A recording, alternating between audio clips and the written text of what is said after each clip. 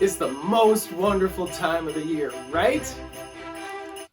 Right. God is awesome. God is awesome. Let's go. Yeah, I want to talk about John the Baptist. He comes on the scene in the Gospels. Isaiah talks about him years and years and years and years before he even shows up. And the whole point, the whole reason John the Baptist comes is to point people to Jesus. He actually baptizes Jesus.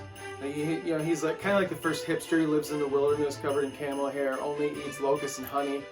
I mean, it's awesome, right? But his whole point is to point people to Jesus. He says, look, that's the Messiah. That's the one. Put your faith and trust in him. He's the one. And John was starting to get popular, and his followers were like, whoa, have you seen this guy? He's kind of, and John says, that's Jesus, that's the Messiah. And in John 3:30, we have this awesome little verse that I think can help us the season that we're in right now. In John 3:30 it says this, he, being Jesus, he must become greater and greater.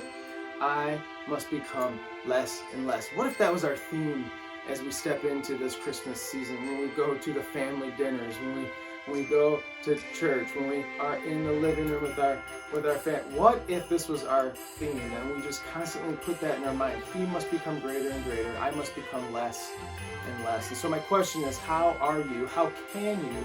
How will you point people to Jesus, especially this season? I'm not saying it's only a Christmas thing. Don't even go there with me. But how can you, in this season we're in your environment, how can you point people to Jesus? What are you going to do? I think it's so crucial. It's so crucial to make a huge impact. You want to have peace and some calm.